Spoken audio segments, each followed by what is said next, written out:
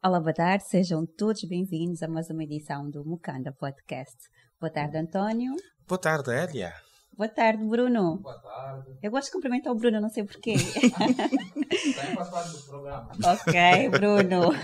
Vamos a isso. É uma peça fundamental. Pois é, já que ele não está em frente às câmaras, eu faço senti-lo cá, Sim. pertinho de nós. Então, vou passar agora a estender o nosso boa tarde ao nosso convidado de hoje, o Sr. Né Gonçalves. Muito obrigada pela sua presença aqui. Sabemos que nos últimos dias tem estado com uma agenda interminável por causa do grande evento que se vai realizar no dia 4 de novembro, às 17 horas, no Palácio do Ferro. Boa tarde, Sr. Né Gonçalves. Muito boa tarde, eu que agradeço, é um prazer muito grande estar aqui com uma equipa extraordinária, verdadeiramente maravilhosa que faz o Mukanda. E a primeira Mukanda que eu tenho para vos apresentar é o meu especial cumprimento para a Elia, também para o António Bartolomeu e naturalmente para o Bruno. Obrigado, obrigado. Essas palavras tocaram-nos fortes, né? A Elia está quase a se emocionar. Muito bem, para nós é uma honra tê-lo aqui nos nossos estúdios. Sei que vai ser uma conversa muito promissora, vai ser uma conversa também que vai levar muita motivação, porque esse é o nosso objetivo, e acima de tudo muito conhecimento. Portanto, o objetivo do nosso podcast é sair um bocadinho daquilo que é habitual, é falar e deixar que o nosso convidado se sente de fato um anfitrião aqui no nosso estúdio, tendo a palavra e usando da palavra. Mais uma vez, muito obrigado. Eu vou começar este programa. Tenho uma grande curiosidade. Não sei se foi o seu primeiro ou segundo álbum, porque na biografia que está disponível na internet dizem que o Luanda Meu Semba, lançado em 94, foi o seu segundo álbum. Outros dizem que foi o primeiro. Foi o primeiro. Foi o primeiro álbum. Então eu queria perguntar, Luanda, revivendo as suas músicas deste álbum, Luanda, se fosse uma senhora, seria sua musa inspiradora. Gostava de saber se neste momento Luanda continua a inspirá-lo como antes. Continua a inspirar com todas as suas contradições e com tudo aquilo que tem de belo também. Tanta mulher bonita nesta terra, não é? Obrigada. E só isso é o suficiente para a inspiração dos artistas. Os artistas cantam também as belezas que se veem nos rostos das pessoas, independentemente da beleza da terra, tal como cantam as emoções, os pensamentos, aquilo que eu costumo chamar as pensações, a mistura de pensamentos e de emoções. E também temos uma Luanda cheia de inquietações e por isso mesmo cheia de interpelações que as pessoas fazem no dia a dia relativamente aos múltiplos problemas sociais que Luanda tem. Ao fim e ao cabo, também um espaço de muitas reflexões sobre aquilo que somos e também sobre aquilo que nós pretendemos ser. Portanto, Luanda tem tudo isso. Luanda é tão surrealista que consegue ser uma fonte de inspiração para muitas artes e dentro de cada arte para muitos estilos artísticos em cada uma das modalidades e também, naturalmente, para diversos estilos musicais. Portanto, Luanda acaba por, dentro da grande diversidade que tem, de pessoas que vêm de todo lado, nacionais e estrangeiros, pessoas que nasceram em Luanda ou noutras províncias, mas que aqui vivem e gostam de Luanda. Portanto, é uma diversidade tão grande, que não deixa de ser algo que se mantém presente no coração e na mente. Devia-se cantar mais Luanda? Sem dúvida. Simplesmente, como se outras razões não bastarem, porque ela merece isso. Muito bem, muito bem. Nós estamos mesmo sem palavras, porque às vezes, por causa das malambas da vida e das próprias peripécias que a cidade nos oferece, muitas vezes, e acho que já é muito comum deixarmos de apreciar Luanda, a cidade de Luanda, sermos mais sensitivos, irmos para o marginal e apreciarmos o belo, irmos para a ilha de Luanda. Então essa sua reflexão faz-nos pensar em menos críticas e também aproveitarmos aquilo que a cidade de Luanda ainda tem de bom para nos dar. E o bom é que inspira muita gente também. como Exatamente. o Né É que acabou de se dizer. nós quisermos fazer uma das coisas mais importantes que existe, que é mudar, o ponto de partida é a realidade. Nós temos que aceitar a realidade que temos para que tenhamos os pés bem assentes no chão e a cabeça nas nuvens. Só assim é que conseguimos fazer uma avaliação crítica da situação. Desculpa, porquê a cabeça nas nuvens? Porque é preciso continuar a sonhar. Okay. É preciso continuar a sonhar, é preciso continuar a acreditar. É preciso ter visão estratégica, visão de longo prazo. E só conseguimos visão de longo prazo se nós não tivermos obnubilação do nosso olhar. Se nós não tivermos o nosso olhar fechado pelas nuvens. Temos de estar acima para conseguir ver o horizonte. Sem lhe cortar, não se deixando levar por aquilo que nós gostamos de apegar, comparar com outras cidades. Acha isso bom também, quando se compara muitas vezes as cidades? Olha, eu acho que é muito importante fazer sempre um benchmark, não é? Fazer uma comparação relativamente àquilo que existe, independentemente do tema de que estamos a tratar. É sempre fundamental. Isto faz parte do processo de conhecimento e de procura da realidade.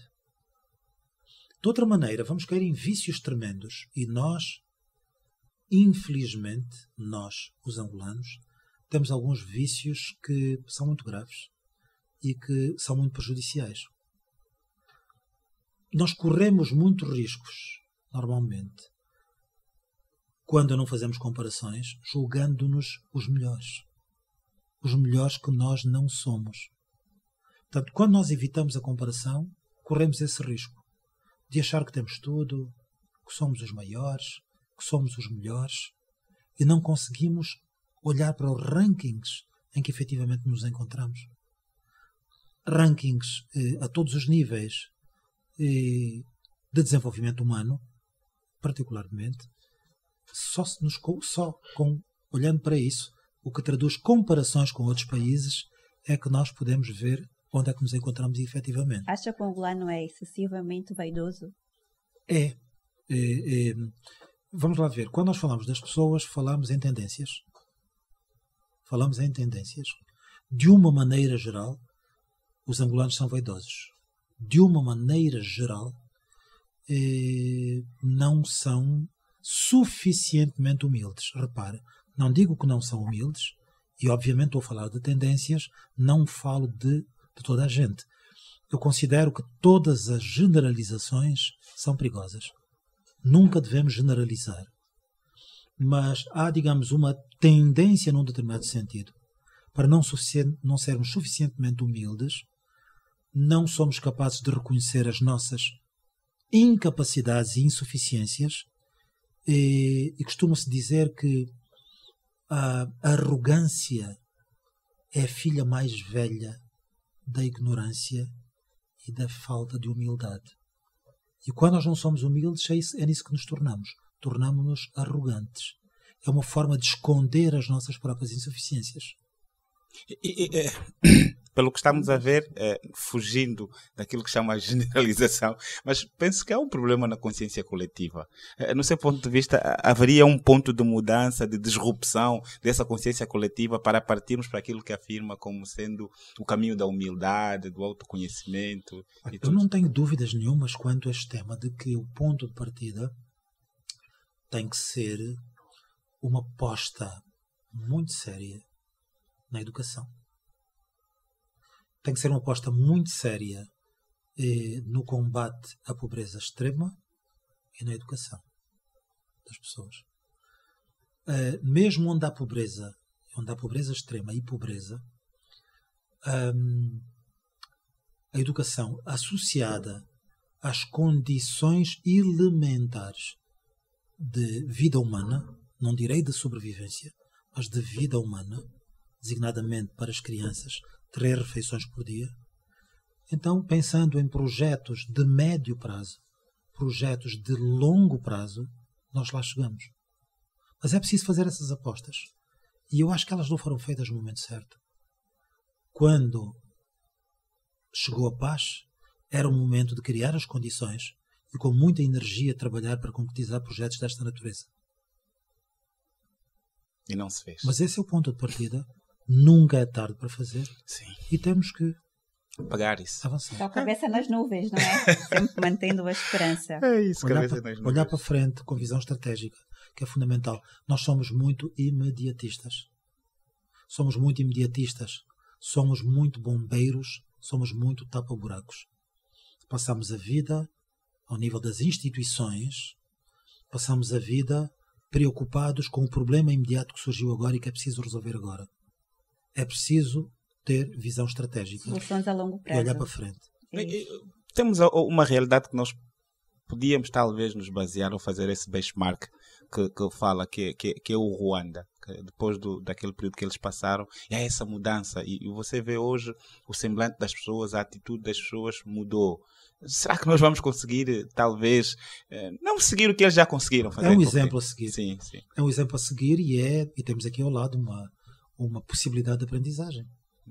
Mas o ser humano, nós, será que a nível antropológico, será que a nossa história de alguma forma nos condena a não conseguirmos fazer essa disrupção com o passado e começar a caminharmos para aquilo que... Eu sou um afro-otimista, por excelência, e sou totalmente contra a ideia de que o nosso passado, a nossa história, nos possa ter condenado. Nós temos uma história que nos condiciona. É evidente. Mas é aquilo que eu disse há pouco. É preciso partirmos da realidade para a mudar. Alguma coisa não muda na vida. Costuma-se dizer que muda tudo. Tudo está em permanente mudança. A única coisa que não muda é a própria mudança. Se nós quisermos mudar alguma coisa, temos que partir de um conhecimento muito objetivo da realidade, e os aspectos de natureza cultural são fundamentais. Estou a falar da cultura das instituições, antes de mais nada. É preciso promover alterações ao nível da cultura das instituições para que possam mudar os processos de decisão, principalmente ao nível das políticas públicas, e os processos de execução das decisões. Este é um dos aspectos relativamente ao qual, portanto, é preciso fazer um investimento sério. E falamos naturalmente do Executivo, da administração pública de uma maneira geral, das empresas, das diversas instituições que podem contribuir para a execução, para a concepção, não é? Para a decisão e para a execução de políticas públicas. Porque são elas que contribuem para a mudança. E isso tem que continuar ao nível da sociedade civil, das organizações que pertencem à sociedade civil, que têm que ter uma temática, que querem ajudar a fazer coisas, que têm iniciativas, que querem concretizar coisas. Portanto, tem que haver uma mudança cultural. Né? E acho que isto é fundamental para que possamos fazer coisas diferentes. E a tal mudança que já está a acontecer em alguns países africanos, que aconteceu na Ásia, Sim. Designadamente. Países que tiveram problemas muito, muito, muito sérios, mas que hoje são uma realidade completamente diferente. Podemos até mencionar, por exemplo, a Singapura hoje. Claro, é disso que falo. De alguns dos tigres asiáticos, portanto. Mas isto é sempre baseado na cultura que se tem. E nós temos sérios problemas de natureza cultural impeditivos do avanço, que constituem bloqueios para a evolução pretendida. É preciso trabalhar as pessoas tendo em consideração estas referências pressuponentes, como alguém diz, não é? Portanto, tendo em consideração estes pressupostos, ou outro dizia, os chamados supostos básicos subjacentes. Bem, isso são linguagens mais complicadas que eu não gosto de usar. É preciso partir dos pressupostos, não é? De natureza cultural, de natureza antropológica que cada um tem. Não é? Para podermos ir de encontro às pessoas, montarmos projetos de mudança que tomem em consideração as pessoas e sabermos fazer uma coisa que dificilmente sabemos aqui em Angola e que se chama gestão da mudança. Gestão da mudança implica muita coisa. Implica olhar para como motivar as pessoas para fazer, como vencer uma coisa que é connatural às pessoas, que é a resistência à mudança. Mas Nós também temos esse problema, a resistência à mudança. A resistência à porque nós mudança. estamos desculpa, só para, na sequência para dizer, chega um momento que nós perguntamos qual é o problema, porque pode-se dizer que, ou pensar, que temos falta de recursos humanos, como alguém já havia dito no passado, precisamos de importar consultores, porque em Angola não temos a capacidade intelectual para desenvolvermos certos projetos. Mas só o pouco que nós tivemos aqui de convidados, todo mundo tem uma palavra concreta e muito enriquecedora para promover mudança. Então nós perguntamos, mas se temos pessoas capazes no país, têm as ideias e principalmente têm a vontade, o que é que falta realmente Olha, eu costumo dizer que acontecerem? eu acho que não basta ter ideias. Atenção. Nós precisamos de pessoas competentes. E a primeira pergunta que se coloca é: o que é uma pessoa competente? O que é competência? Eu costumo dizer que ser competência é ter chá. Mas entendam-me bem. Temos que ver que tipo de chá. Se é chá de cachinde, se é chá de moringa, não é? Esses chás são espetaculares, não é? Mas não é isso que se trata. Mas o chá é formado pelo C, o H e o A. O C é o conhecimento. O H são as habilidades. E o A é a atitude. Se alguém tiver muito conhecimento e muitas ideias, mas não tem habilidades, de que é que vale? De que é que vale o Bruno ter muito conhecimento teórico sobre tecnologias de informação, ter muito conhecimento teórico sobre todas as máquinas que fazem um mocanda, mas depois não consegue sequer escrever uma mocanda? Todos sabem que uma mocanda é uma carta. Sim. Certo? O indivíduo tem muita teoria sobre o que é um computador, mas depois escreve assim, não é? Ou assim, não é? Portanto, num computador, com grandes dificuldades. Portanto, tem conhecimento, mas não tem habilidades. E quando falamos de habilidades, falamos a todos os títulos. É preciso ter conhecimento político para os políticos, mas ter habilidades políticas. E elas faltam em grande medida, as habilidades políticas. Mas quando alguém tem conhecimento e tem habilidades, pode ser um grande incompetente se não tiver atitude. Atitude certa. Podemos falar de atitude a vários níveis. Para os políticos, a atitude patriótica. A atitude patriótica, antes de mais nada, mas igualmente a ética. A defesa e a praxis. A prática da ética, não apenas a teoria. Portanto, é preciso que haja competência nesse triplo sentido. E nem sempre isso acontece.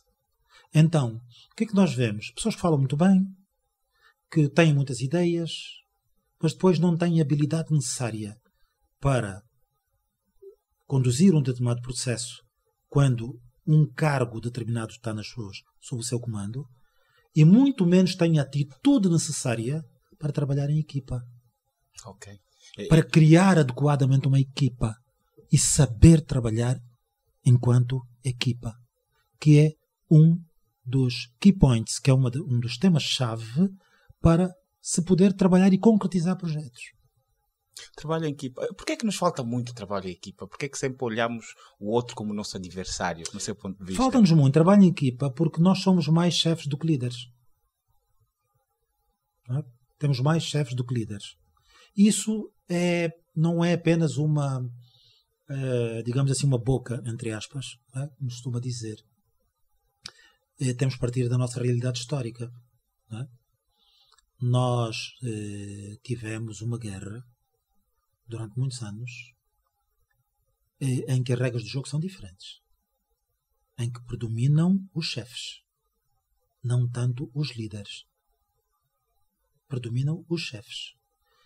E ao longo do tempo, também por causa disso, por causa da natureza das nossas dos nossos atores políticos que partiram de uma guerrilha, não é? Com chefias militares,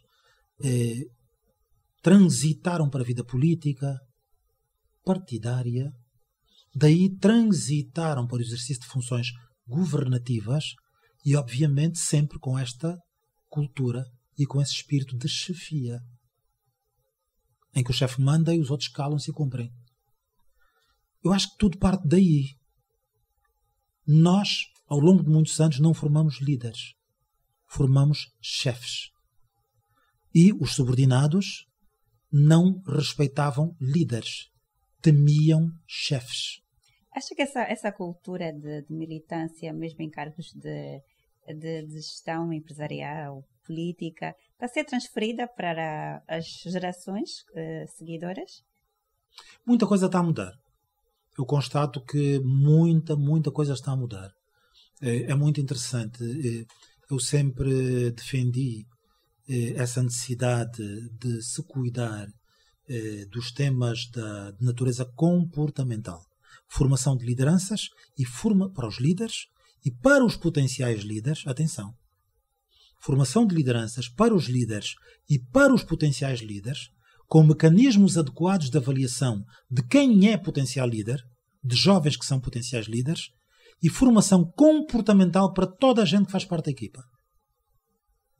Eu tive uma experiência muito interessante de transformação de uma empresa em que fiz isso desde o primeiro dia.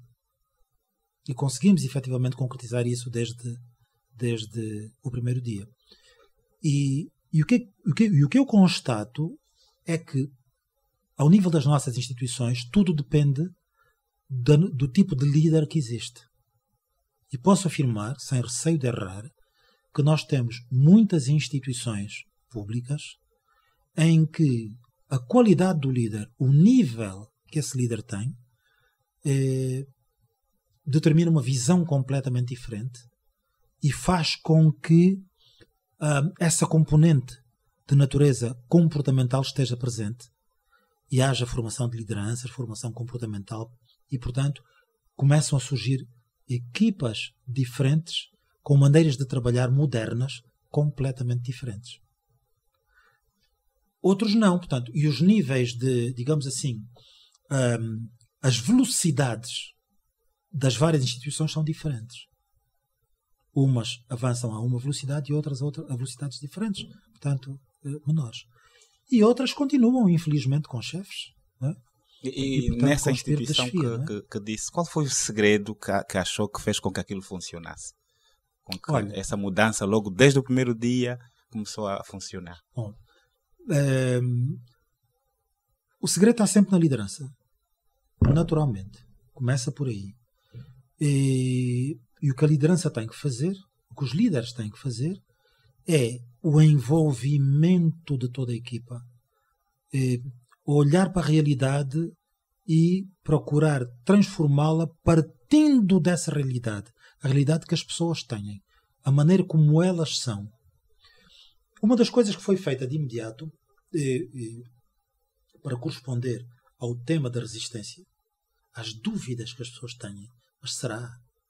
Quando aparece um líder novo numa empresa, numa instituição, todo mundo fica expectante e com dúvidas. Bom, é mais um que daqui a dias cai, que não vai conseguir.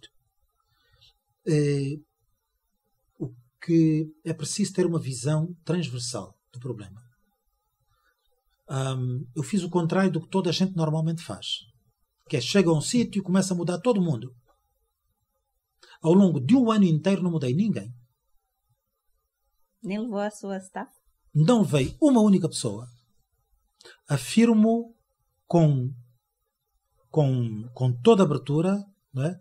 A empresa é conhecida, Ensa Seguros de Angola, onde estive durante 13 anos, note bem, 13 anos, e passaram por mim 5 ministros. E todos respeitaram a minha presença. Fui para um mandato e fiquei, não é? Muito mais daquilo que eu queria. Não veio absolutamente ninguém. Comecei a trabalhar com a mesma equipa. Eu parto do princípio de que o importante é mudar o sistema. Não é mudar as pessoas. Okay.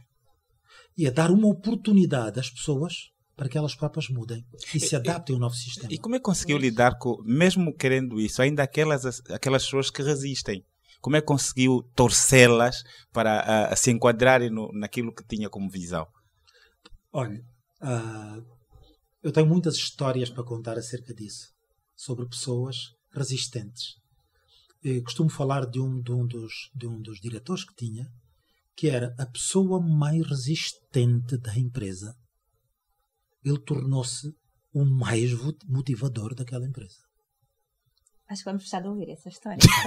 O mais motivador daquela empresa. Era interessante. Era interessante que, como eu dizia, nós temos que ter uma visão transversal e montar um projeto que seja global. Nós não podemos dizer assim, bom, agora vamos arranjar os microfones aqui da Mukanda e depois vamos fazer... Não, tem que ser um projeto global. Que trabalhe as pessoas, as tecnologias portanto, de informação, o modelo de negócio, a estrutura organizativa, todos os aspectos, todas as componentes. E começamos a trabalhar em simultâneo, a mudar sistemas, e quando chegou o dia, num domingo, decisão tomada, para fazermos a migração de dados de um sistema para outro, e fomos todos, os diretores, toda a gente ali a fazer a migração, que era uma tentativa que iríamos fazer, os dados corriam e de repente, pá, falhou. E ele foi logo o primeiro a dar um grito. Eu sabia! Eu sabia! Como se estivesse feliz com aquele resultado. Posso-vos garantir, essa pessoa tornou-se a pessoa mais motivadora, mais entusiasta, que um ano depois, sensivelmente um ano depois, quando outros apresentavam outros projetos que se queriam concretizar em conjunto, ele era o que não estava satisfeito com fazermos isso num ano, nem pensar. Temos que lutar para terminar isso em 8 meses. Temos que lutar para terminar isso em 6 meses. Tornou-se uma pessoa extremamente motivada. É preciso trabalhar cada pessoa. É preciso olhar para ela. E qual foi o segredo da mudança desta pessoa em concreto? Dessa pessoa em concreto, foi um bocadinho trabalhar com ela, muito diretamente, e começarmos, portanto, no projeto para a sua área. O projeto para a sua área. Era preciso partir daquilo que se chama os quick wins. Os quick wins são as pequenas vitórias. Não se constrói... Nós temos aqui um grande defeito em Angola. Queremos fazer coisas muito grandes e com muito dinheiro. A minha perspectiva é outra. Vamos fazendo as coisas gradualmente e com pouco dinheiro. E quando nós conseguirmos concretizar pequenos projetos de mudança, mas que têm impacto, as pessoas olham e dizem, pá, afinal é possível. Sim. O segredo está nisto. Com esta pessoa foi exatamente isso. Tivemos uma dificuldade muito grande para colocar mecanismos de comunicação simples na área dele e fazer o link com as outras áreas, enquanto não partíamos para sistemas mais sofisticados. E naquela altura era montar coisas simples. Pá, vamos meter aqui um fax que resolve isso. Não havia. Eles estavam isolados. E nós, quando conseguimos montar e os efeitos começaram a produzir, e quando começamos a fazer outras coisas que estavam todas dentro de uma programação, e os efeitos começaram a produzir, toda a gente começou a acreditar que era possível. Tempos depois tínhamos uma realidade completamente diferente dentro da organização. Pois, é preciso motivar a partir dos resultados, né? Uma coisa também importante que é olhar para os indicadores de desempenho, porque, como disse, às vezes estamos com projetos muito grandes, não conseguimos ver as pequenas vitórias. Isso é verdade. E achamos que não estamos a dar passos. Mas para nós olharmos para os indicadores de desempenho, há passos muito, muito grandes para dar. Inicialmente nós tínhamos, imaginem, só tínhamos os indicadores da empresa, não é? Relativamente às contas, por exemplo, só tínhamos no fim do ano seguinte, né? Ou mesmo no início do outro ano, porque não tínhamos ferramentas adequadas e instaladas para o efeito. Depois passamos a ter de 3 em 3 meses, né? Perfeitamente à vontade, discutir aquilo nos diversos comitês, não é? Nos diversos comitês de negócio, de financeiros, diversos comitês de gestão, com todos os indicadores que só carregar um botão e o sistema extrai tudo. Sim, a todos os transportes. Foi preciso um longo caminho, portanto, a percorrer para que passássemos para a modernidade. E a partir daí, ao invés de, como no início, o que se discutia é saber se os dados estão certos ou não estão, o pressuposto eram dados certos, infalíveis, e então era discutir estratégias. A mudança é total. Ok. Sim, senhora. Quer dizer, Sim. muito grande aprendizado. Agora, estivemos a falar até agora, a ouvir o Sr. Né Gonçalves, gestor, não? Não me considero um gestor. Considero-me apenas uma pessoa que trabalha com os outros e com os outros aprende, não é? Com os outros aprende. Todos nós somos um bocadinho gestores de alguma coisa. Temos que gerir a nossa casa, temos que gerir o nosso escritório, portanto o nosso espaço. E pronto, fiz um bocadinho mais gerindo algumas empresas, privadas primeiro e depois uma empresa de natureza pública. E por mais distraídos que estejamos, ao longo de 13 anos, sempre aprendemos alguma coisa com os outros. Não é? É muita coisa. E saiu de lá com o sentimento de dever cumprido? Absolutamente. Eu poderia dar-lhe alguns exemplos muito simples que me orgulham, não é? Nós, a dada altura, repare, compara o seguinte, nós temos um sistema financeiro que, além do mercado de capitais, tem a banca e tem os seguros. Houve uma altura no nosso país em que tínhamos um banco público e uma seguradora pública. Certo? Certo. E depois a banca cresceu com parceiros, com competidores, concorrentes privados, e os seguros também cresceram com concorrentes privados. Mais ou menos o mesmo número. Portanto, se quisermos fazer comparações, é comparar hoje quem é essa empresa de seguros pública, como é que ela está, e como é que está hoje aquele banco público que no passado estavam em pé de igualdade. Eu acho que é assim que se fazem as comparações. Comparando cada um com os comparáveis. Nós comparamos um banco com os bancos, comparamos uma seguradora com as seguradoras. O que eu posso dizer é que a seguradora, ao longo de todo o tempo em que lá estive e até hoje, é a número 1 do mercado. Pois, por acaso é a minha também. É a número 1 do mercado. E independentemente de ser a número 1 do mercado, no meio de um conjunto de empresas públicas e privadas centenárias, não é? Centenárias, internacionais, inclusive, nós chegamos a ser a única empresa pública com rating internacional conferido pela Standard & Poor's. Isto tem o significado que tem. Sim. E, portanto, dispensam palavras. Sim. E fomos durante vários anos,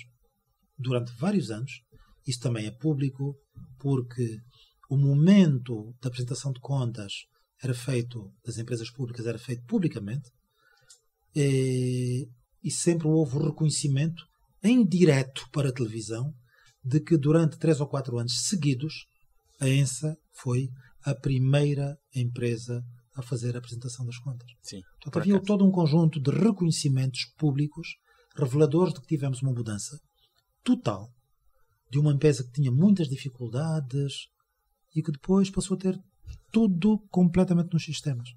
Tudo completamente informatizado e uma forma de trabalhar completamente diferente. Já estamos a falar mesmo disso, já também falamos da empresa. Tinha uma curiosidade que gostaria de perguntar. As participações que a ENSA teve na compra nem ações nem outros negócios, foram iniciativas da própria empresa ou eram ordens que vinham a nível superior? Olha, há um misto. Digo isso para aferir tipo, o nível de independência que provavelmente Sim. o gestor tem. Há uma coisa que lhe vou dizer. Há uma coisa que eu lhe garanto com toda certeza. O nosso nível de autonomia, de independência como administradores, não é? Foi total. Isto é uma coisa... Eu uma vez fiz fiz uma apresentação pública, portanto uma palestra, digamos, no ENAD, para gestores públicos, para toda a gente. E o tema foi a gestão da mudança, o caso da ENSA. E eu fiz abordagem deste problema nas várias componentes, sociológica, política, não é? Fiz essa abordagem desta componente. O problema da autonomia versus ingerência do poder público. Abordei, portanto, nesse aspecto, desta forma. E por mais mentira que possa parecer, porque a realidade noutras áreas é diferente, Sim. na ENSA nós temos isso. Talvez porque seja, enfim, uma empresa menos apetecível. Mas os seguros são bastante rentáveis na altura. Talvez por isso, ou talvez também porque fizemos sempre questão de manter essa autonomia e essa... será que era necessário realmente manterem-se autónomos, não? Repare, eu fui para ali porque me pediram muito para ir. E saí quando pedi para sair. Não é? Eu, do ponto de vista,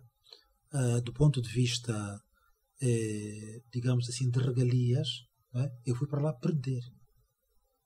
Eu era advogado, como sabem, fui o primeiro bastonário da Ordem dos Advogados, tinha um escritório que funcionava, desenvolvia uma atividade liberal, fundamentalmente para a área dos negócios, e, portanto, eu só fui para a ENSA, do ponto de vista financeiro, perder e sobreviver com aquilo que eu tinha ganho até essa altura. Não é? E, portanto, eu entrei porque muito me pediram para ir e saí depois de pedir para sair. Muito bem. E a música? A música, agora a outra faceta. Mas não olha, é? mas que fique claro que eu vim para aqui para falar de música exclusivamente. Sim. Aliás, vocês apresentaram-me como Né Gonçalves, não de outra forma. E eu, Né Gonçalves, está ligado à música, as outras coisas é o Manuel, não é? E foram vocês que começaram a colocar estas perguntas, as quais aqui num direto eu não posso deixar de responder. Muito bem, Nós e para já agradecemos por e a ideia é exatamente essa, é motivar, é ensinar, e foram momentos de muito ensino e continuamos a ter esse ensino. Vamos continuar agora noutra faceta que eu achava que era uma disrupção, o fato desse gestor líder, depois num período, não sei se vamos considerar de celibato, depois começa a enveredar para a arte, mas já vi que não, né? Não, eu diria que é exatamente o oposto. Exatamente. Eu costumo dizer que sou um homem emprestado. E como é que inicia emprestado. Emprestado porque comecei a tocar violão, portanto, aos 7 anos. Tive a primeira banda aos 9 anos. Como é que surge esta banda aos 9 anos? Essa composição? Eu já lhe digo, mas emprestado por isso, não é? Porque só depois é que eu fui para o direito e fui emprestado ao direito, e do direito fui emprestado à gestão. Então o que é que acontece? Da gestão, agora fui devolvido, não é? Fui devolvido para a advocacia e, portanto, estou a trabalhar na advocacia do meu escritório, e a minha expectativa é, naturalmente, ser devolvido agora da advocacia para a música. E aí Mas será no dia 4 de novembro, e não aí é? é que eu vou ter o meu verdadeiro reencontro e serei mais eu. Porque a música é o meu elemento de estabilidade. Okay. Pelo trajeto que nós vemos, a música nunca morreu. A música sempre estava ali. Nunca. Sim. E então, como é que começou respondendo a pergunta da Hélia? Éramos miúdos. Tínhamos entre 7 e 11 anos, um pouco menos. Vivia no bairro Prenda. E era um bairro culturalmente muito movimentado, muito forte. Nós tínhamos no bairro Prenda, que é um bairro relativamente pequeno, tínhamos os Dicanzas do Prenda, a banda. Tínhamos, e com a sua famosa música Brinca na Areia, tínhamos os Jovens do Prenda e o ícone da guitarra, que é o Zequeno. Nós tínhamos os Asas do Prenda, que era outra banda que lá existia. Tínhamos, mais abaixo, o Sofia Rosa, um grande cantor. Tínhamos vários clubes recreativos e desportivos. Las Palmas, 11 Bravos, Bela Vista, não é? Por exemplo. Tínhamos um bocado mais abaixo, já atravessando a estrada, no bairro da Quinanga, ali na zona da Samba, tínhamos o mestre Geraldo e os feijoeiros, que era o grupo carnavalesco. E, portanto, além do grupo carnavalesco, tínhamos também a Rebita, portanto, a Macemba, dirigida pelo mestre Geraldo. Tudo isso eram influências muito fortes que nós tínhamos desde muito pequenos, não é? E a miudagem do bairro estava completamente fascinada com isso, e víamos violas em todos os becos. Em todos os cantos havia violas. Violas construídas por nós, normalmente, ou mesmo violas adquiridas. Então, o meu irmão mais velho comprou um violão e contratou um professor para aprender. Ele ia trabalhar e nós ficávamos em casa, pegávamos na viola e sozinhos íamos tocando, eu e outro meu irmão, imediatamente mais velho do que eu, que tinha mais de 2 anos do que eu. E o resultado é que o meu irmão mais velho, como professor, não aprendeu, e nós, sem professor, aprendemos. Foi a aprendizagem da vida, a aprendizagem do dia a dia, quando nós estávamos ali em processo de partilha com os outros, a partilha com os outros, este processo de socialização e de aprendizagem, em que aparece alguém que já sabe um bocadinho mais e ensina o outro, em que passavam, onde nós estávamos ali com a nossa viola, de repente passava o Zé Queno, ou passava outro representante, guitarrista dos Jovens do Prenda, e pegava na viola e começava a tocar, e íamos aprendendo com eles. Nós tínhamos este convívio direto. Os Dicanzas do Prenda tinham como líder o Vieira Dias Tomás, que é pai do Minguito e do Maneco Vieira Dias, que é o líder do balé tradicional Quilando Quilo. Sim, que era uma grande referência naquela altura. Não, o balé tradicional Quilando Quilo surgiu agora, há pouco tempo. Algumas décadas. Sim. Não naquela altura. Não é? Naquela altura eles não não tinham influência também na música já? Essa família, não? Sim. Sim, é isso que eu estou a dizer. O pai do Maneco Vieira Dias era o líder dos Dicanzas do Prenda. Sim. Não é? Bom. E a partir daí nós assistíamos sempre a banda tocar no quintal do Maneco Vieira Dias, e começámos também a aprender os vários instrumentos de percussão, de cordas, enfim, até que um dia surgiu a ideia, que recentemente o Maneco diz que foi minha: porquê é que não fazemos um conjunto? Vamos fazer um conjunto. E lá fizemos a banda. Não é? E os pais, os teus familiares? Sempre nos apoiaram. Sempre nos apoiaram. A minha mãe gostava muito de música. A minha mãe ia ao quintal do Maneco e cantava.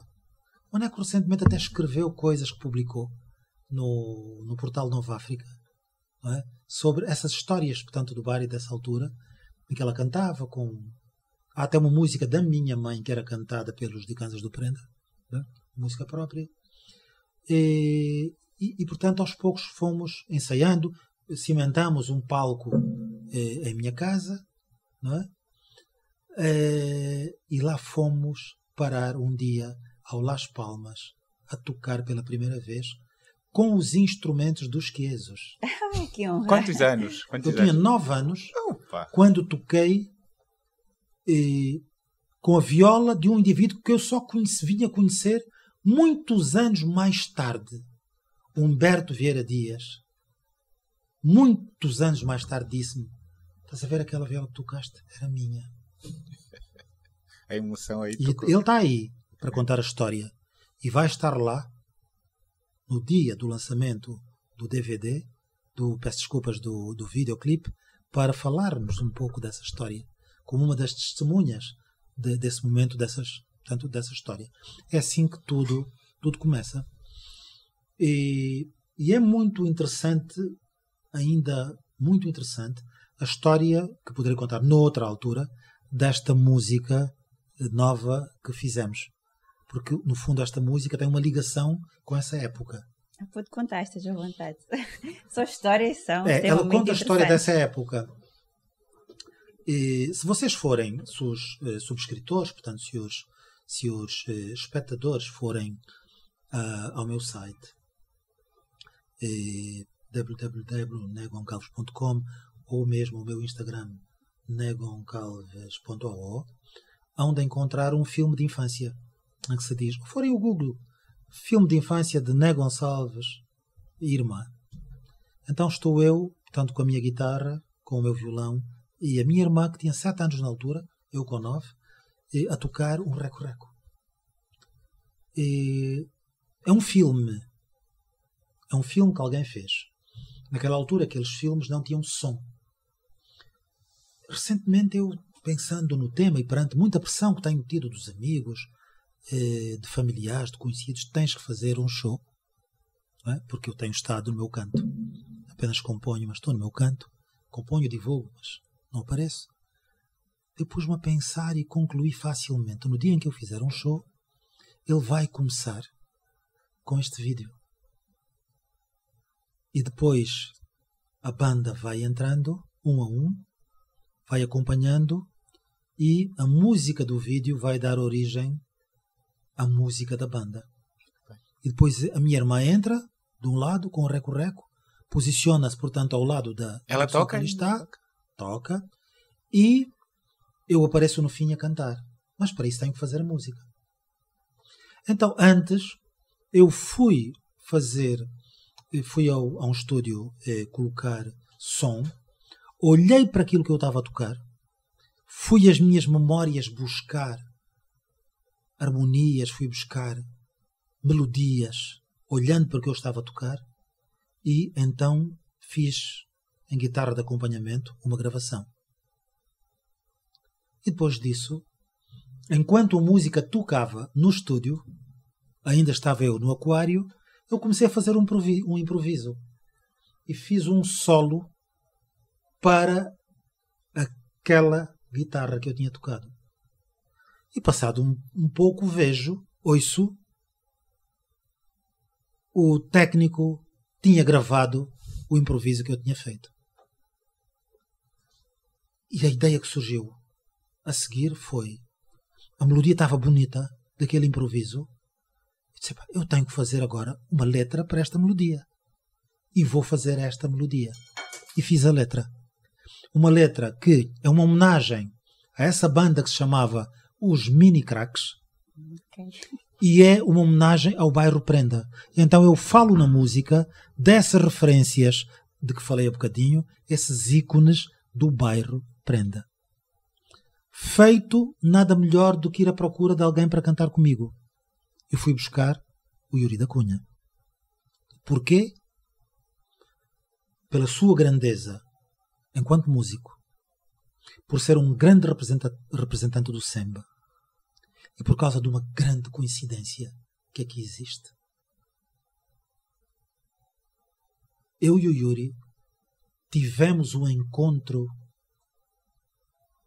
no mesmo espaço em momentos temporais diferentes. A história colocou-nos em momentos diferentes no mesmo espaço. Esse espaço foi o bairro Prenda, onde ele, pela primeira vez, viveu quando veio da sua província. Mais ou menos com a mesma idade. O que quer dizer que o mesmo bairro, em momentos diferentes, moldou a nossa personalidade musical. E depois da gravação da música, quando decidimos fazer o vídeo, fizemos questão de voltar ao mesmo bairro Prenda, à procura das casas de madeira que existiam antigamente, numa das quais eu vivi, como poderão ver no vídeo, e filmamos debaixo de uma frondosa mulembeira que eu subi milhares de vezes e que o Yuri também fez em momentos diferentes, e debaixo dela pudemos ouvir o mesmo cantar dos pássaros, descendentes dos outros pássaros do antigamente, cantar esse que seguramente nos ensinou a cantar. Isso vai resultar numa música. Isso parece até um poema, não é?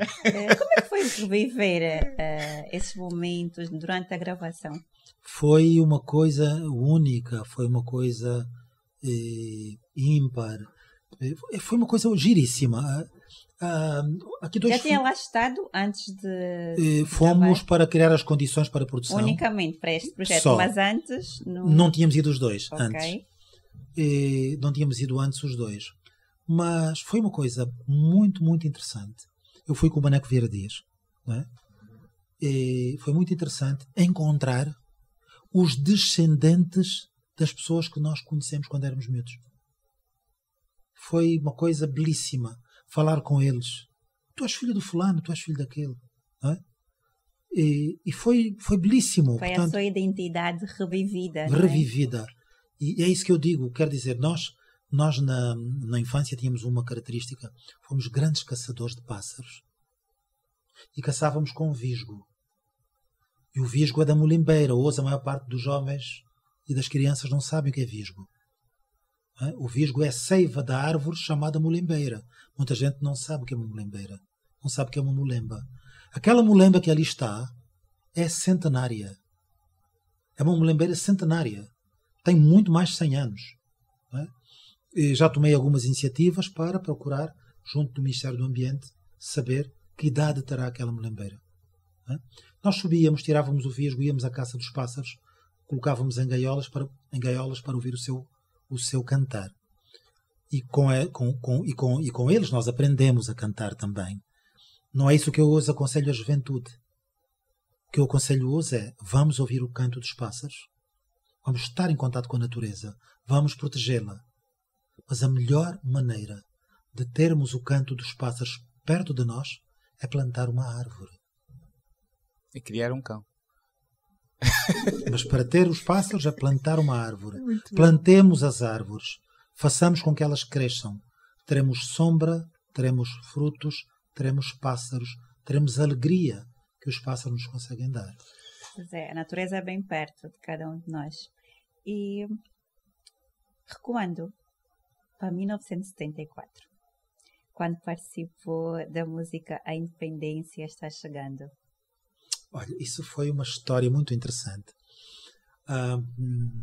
Esta música é de Mirol. Mas o Mirol naquela altura não se chamava Mirol, chamava-se Miange. E eu morava nessa altura já noutro bairro, no bairro Popular, em Neves Bendinha. E nessa altura conheci o Mirol. Ele já era cego. Como continua invisual. Ele já era invisual. E tínhamos uma grande amizade. Éramos miúdos, gozávamos um bocadinho, brincávamos, não é? Daquele jeito: olha, o Mian está a vir ali, fiquem em silêncio, não é? E todos ficavam calados e ele passava, porque são brincadeiras infantis e juvenis, enfim, que não aconselho a ninguém, naturalmente. O Mirol, portanto, sabia, habituado que estava a conviver com os outros e andar pelo bairro, ele sabia tão bem fingir que não era cego. Não é? E por isso mesmo nós fazíamos isso. Ele ia à minha casa muitas vezes, nós tocávamos juntos, eu ia à casa dele também, tocávamos, e havia também esse processo de aprendizagem mútua, de ensino ao outro, de partilha. E quando ele aparece, já em 1974, com essa música, A Independência Está Chegando, eu e ele montamos o projeto para ir aos estúdios da então Voz de Angola, que se chamava CT1, os estúdios, a CT1, para fazer a gravação dessa música. Então juntamos uma equipa do bairro. Eu a tocar viola, o Né, depois havia o Nende, também a tocar, havia outras pessoas, percussões, isto, enfim, e havia umas jovens, a Noémia, não me lembro agora da outra. E fomos todos então para a Voz de Angola fazer essa gravação. Pronto, depois disso eu estive no Capim, nas trincheiras, e foi na trincheira que eu ouço pela primeira vez esta música. Eu nunca disse a ninguém que eu participava. Num segundo momento, há uma versão que é a última versão que existe, que já foi tocada por outras pessoas, creio eu que pelo Kisangela. Portanto, foi um projeto montado em conjunto. Pela primeira vez fomos então fazer esta gravação conjuntamente com Miró. E aí que aparece: a independência está chegando, a terra já vai resplandecer. E nós continuamos com essa esperança, partindo desse mote, com essa esperança, mas acreditando também que as esperanças, os sonhos, só se concretizam quando nós pudermos juntar as nossas próprias mãos à nossa consciência e à nossa vontade. Não esperemos que sejam os outros a fazer por nós. Muito bem. Sei que também já escreveu algumas músicas, já compôs algumas músicas para alguns festivais, não? Para festivais já algumas, várias músicas. Os últimos festivais têm sido, por exemplo, o Festival da LAC. Ok, é? Sim. O Festival da LAC, no Festival da LAC deste ano, eu concorri como música e tivemos um prémio, o prémio da melhor letra. Portanto, a letra é de Cassé, e eu fui o produtor, enfim, de todo o projeto, e portanto, fiz a melodia, escolhi quem ia cantar e apresentei, portanto, e tivemos este resultado. No ano anterior, eu queria apresentar uma música que já estava preparada, mas não me deixaram, porque a LAC convidou-me para ser o presidente do júri, que foi uma missão que eu muito gostosamente aceitei. Um ano antes, também apresentei uma música para o Festival da LAC, e dos 6 prémios da LAC ganhamos 2 prémios. Portanto, foi muito ainda bom. faltam mais festivais destes, não? Vamos lá. Eu depois tive músicas que foram parar aos audiovisuais. Eu tenho uma música no filme Calunga, Mar de Angola. Tenho a música original do filme Na Cidade Vazia, da realizadora Maria João Ganga, que ganhou muitos prémios internacionais também. E, portanto, em festivais internacionais de cinema. Portanto, houve vários festivais internacionais de cinema onde os filmes com a minha música, portanto, tiveram participação e tiveram também algumas vitórias, não é? Tal como tive em matéria de audiovisuais 3 músicas na novela Gicolomesso, por exemplo, não é? Gicolomesso. Mas já compôs para outros artistas? Deixa lá ver. Eu tenho tido muitos pedidos de muitos artistas, e reconheço que tenho sido muito egoísta neste domínio, ou então em algumas circunstâncias, e noutras circunstâncias não aconteceu. Não aconteceu porque a dada altura o artista já tinha o pacote completo, enfim. Neste momento há uma disponibilidade muito grande da minha parte, e já houve, para dizer toda a verdade, já houve várias músicas que já ofereci a outros artistas, mas que ainda não gravaram. Não é? Portanto, que ainda não gravaram. E por vezes até músicas feitas propositadamente a pedido. Ok. Não é? Da encomenda, digamos assim. Sim, porque a ideia que nós temos no país é quase que os músicos são obrigados a ser compositores. Há muito pouca gente a escrever música, e isso às vezes... Isto é muito mau.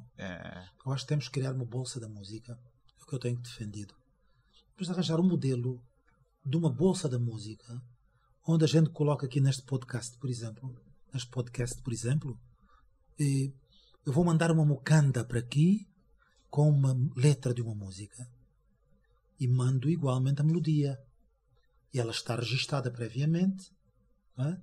E quem tiver interesse naquela letra e naquela melodia, ou só na letra e fazer a sua melodia, vem cá buscar, mas tem que falar comigo para que eu o autorize. E então, porque também não vou aceitar que a minha música que a minha letra vá para uma música que que, pronto, Não, e isso, inapropriada, não é? e isso até pode ser um setor industrial, digo industrial, não, um setor de comércio mesmo, porque a pessoa pode vender os direitos da música, ou pode vender a própria Exatamente. música, ou pode Exatamente. e criar aqui uma indústria da música, que é quem se ocupa da composição e quem vai cantar. Sim, Porque às mas- vezes é mas- complicado para o músico ter que compor, ter que É cantar. complicado. ter Não, que- e não só, é que é difícil encontrar no mundo músicos que sabem compor, que sabem escrever a letra, que sabem fazer a composição musical e que depois consigam interpretar. É 3 num só. É preciso talento. É difícil. Olhemos para grandes músicos no mundo e a maior parte das músicas são feitas por outros compositores. No caso concreto aqui, eu creio que o importante nem é vender direitos ou algo que o valha, porque os direitos são são meus. Eu tenho direitos morais e patrimoniais de autor. Portanto, a partir do momento em que eu tenho a minha música registada, estou à vontade para entregar a qualquer artista.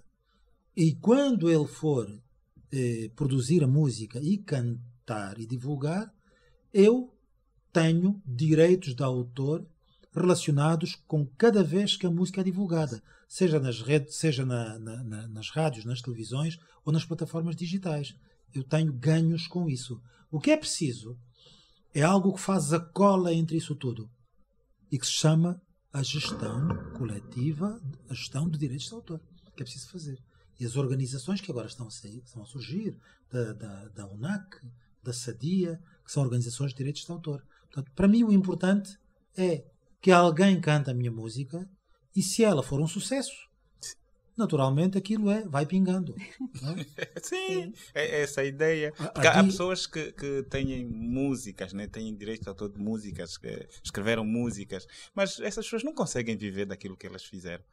E temos histórias de pessoas que até têm grandes sucessos a tocar, mas não beneficiam, não conseguem viver disso. Viagem na TAG e hão de reparar que antes da partida e logo depois da aterragem, todos os voos internos, há o meu CD Luanda, meu semi-instrumental, toca. Todos os dias, em todos os voos, há muito tempo. Ninguém pediu autorização, não sei de nada, ninguém disse nada, mas eu não me importo. Pronto, a minha preocupação é que a música também seja divulgada.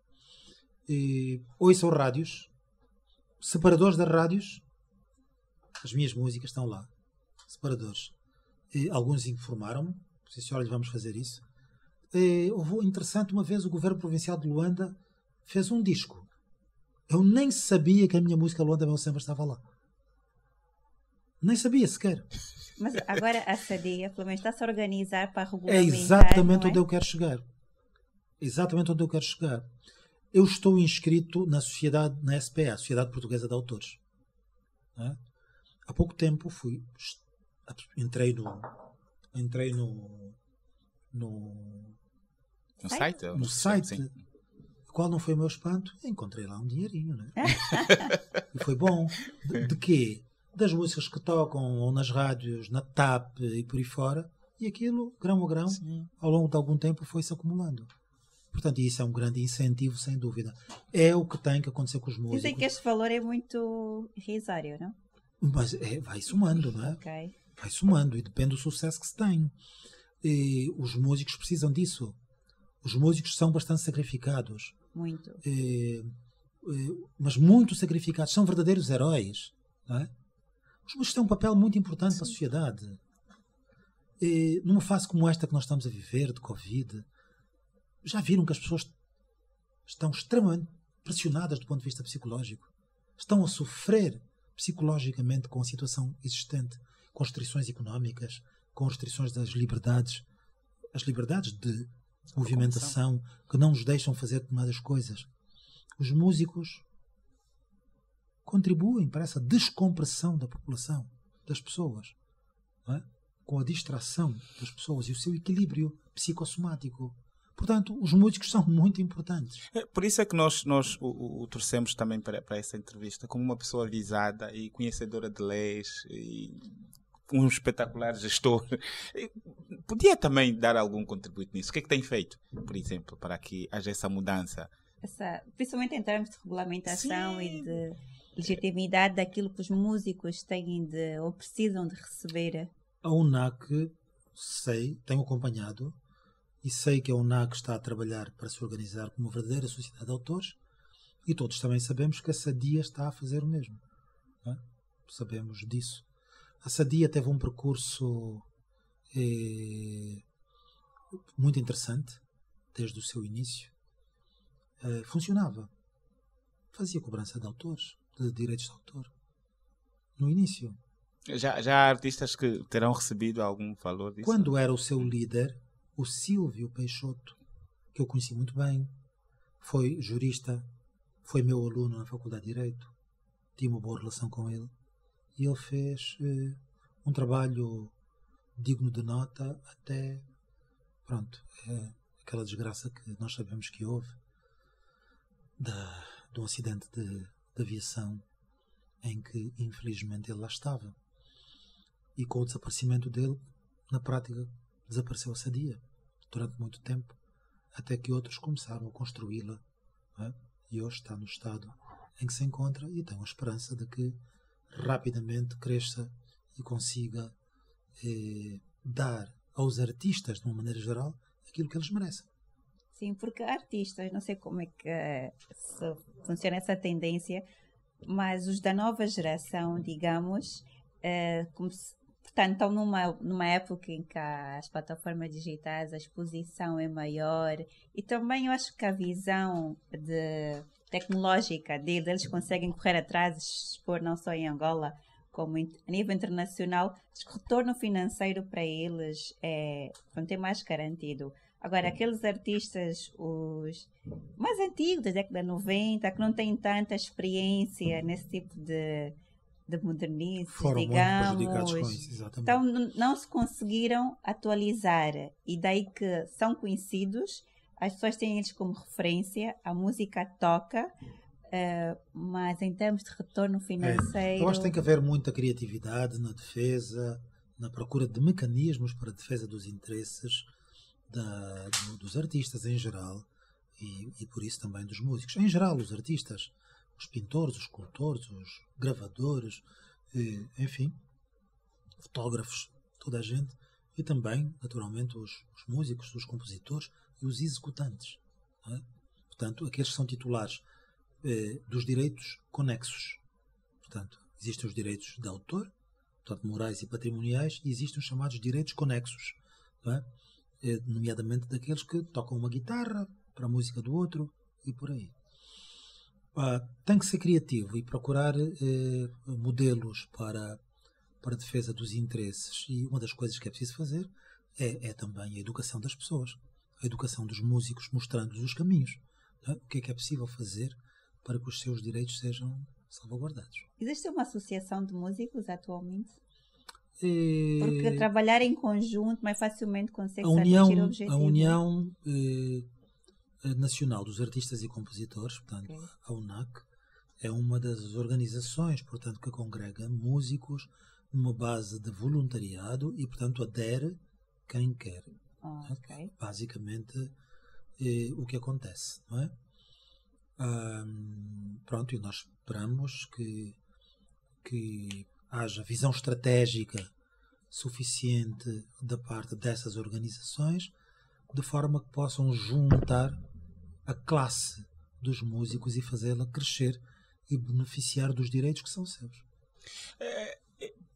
A sua música já é ouvida há muito tempo, mas por que só agora decide se mostrar?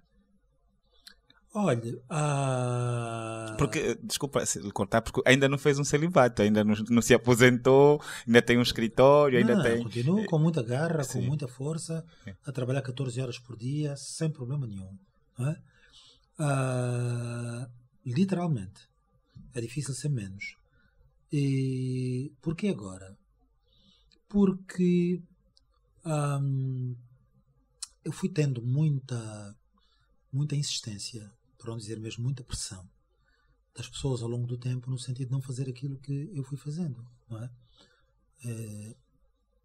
Exemplo, em 2017 houve o Top Rádio Luanda de 2016, janeiro, portanto 17, referente ao ano 2016. O meu disco tinha acabado de sair, o Samba Mar. Estava a fazer um sucesso interessante e do conjunto de categorias para os diversos estilos musicais, o artista que mais nomeações teve foi o Paulo Flores, com 6 categorias. Vocês acreditam que o artista seguinte foi um tal de não sei das quantas, de um tal de Samba Mar, com 5 nomeações? E acreditam que nessa altura foi-me atribuído o prémio de melhor produção do ano? E vocês acreditam que o tal de autor não foi receber o prémio? Sim, porque... Mandou a filha, não é? Mandou a filha, não porque não gostasse disso, mas porque andava mesmo muito ocupado com outras coisas. Andava demasiado ocupado com outras coisas, não é? Com coisas de muita responsabilidade, que envolviam muita gente, e que eu considerava, portanto, uma atividade principal. A partir do momento em que larguei essa atividade principal, eu sou um homem livre, não é? Completamente livre. E estando na advocacia, eu já consigo dosear o que faço e o que não faço. E tenho, felizmente, no meu escritório, uma equipa muito forte. Uma equipa que foi formada por mim ao longo de muitos anos. Uma equipa muito forte, que dá conta do recado. Há um livro muito interessante de gestão que se chama Como Tornar-se um Inútil. E é isso que os líderes têm que saber fazer. Tornarem-se inúteis. Porque têm equipas competentes que conseguem fazer o trabalho com uma grande delegação, um elevado nível de delegação de tarefas, e em que cada um sabe fazer as coisas, com modelos de trabalho em equipa afinados, com enraizamento da cultura de trabalho em equipa de tal forma na organização que o líder só faz aquilo que ele deve fazer. E, portanto, eu posso, quanto à execução, portanto, estou numa fase num momento de mais controlo, de mais revisão de coisas, mais definição de estratégias, participação de nas estratégias ou na execução efetiva de coisas de nível muito elevado. Então, eu posso gerir o meu tempo. Eu posso saber em que é que eu me meto e em que é que eu não me meto.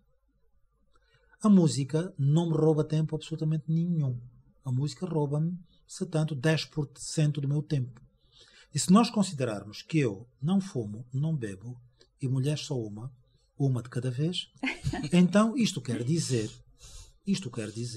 que eu acabo por, mesmo dedicando-me à música, ter mais tempo do que a maioria dos homens e mulheres angolanas que vão para a discoteca, que perdem noites e por aí fora. Eu não faço isso. Se calhar porque ainda não participa ativamente em shows, não é convidado para também espetáculos. Por essa razão. Está a ver? Portanto, os 10% que eu dedico à música são o meu tempo de descanso. Mas esse descanso a pode que todos temos terminar, direito. não é? Depois do dia 4 de novembro. Não é, mas resta saber se quer abrir essa porta. Mas é importante saber. Nunca vai terminar por uma razão muito simples. Existe aquilo a que se chama vida e há aquilo a que se chama trabalho.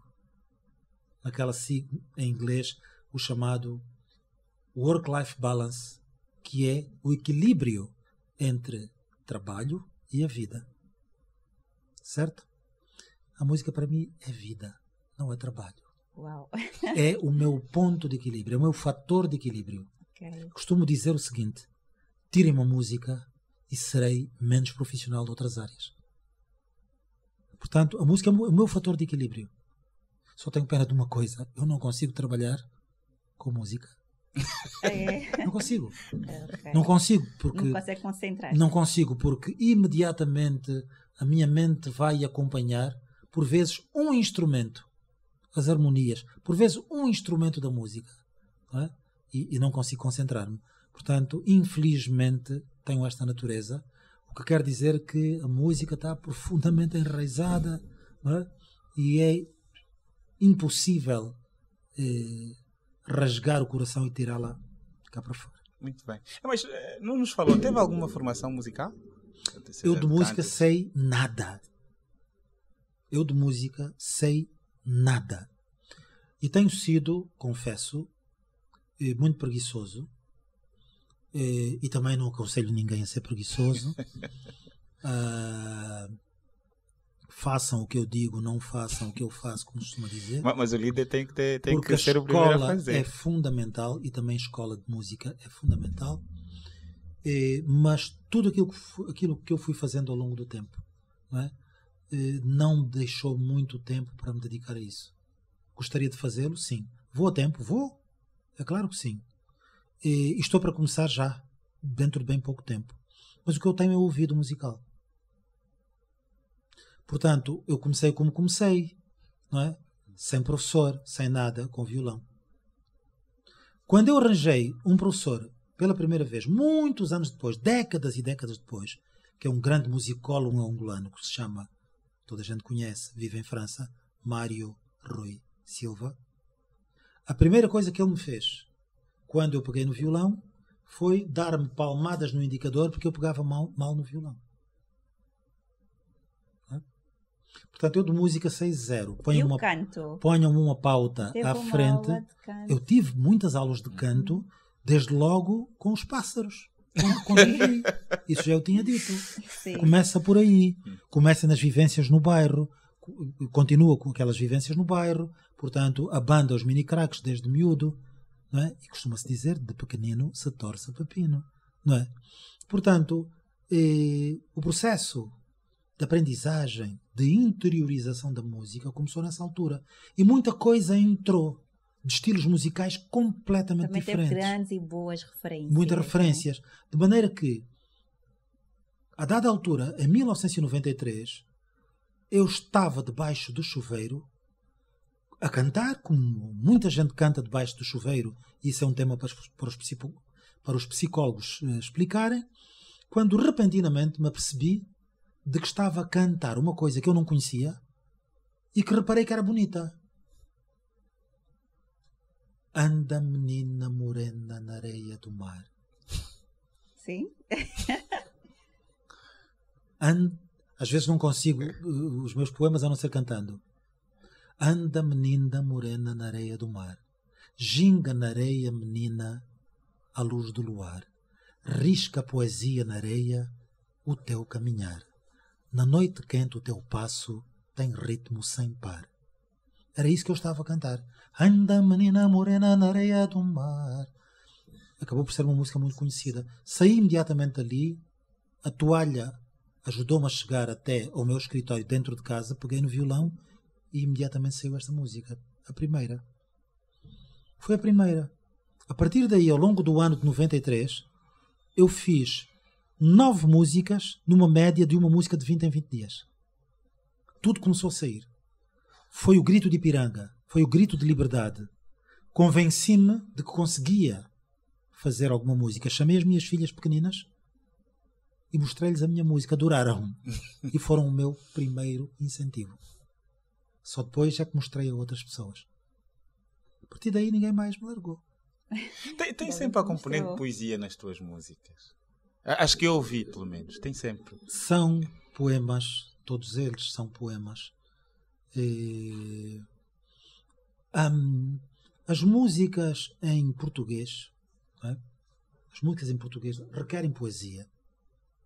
Mas já as nossas línguas nacionais são muito cantáveis.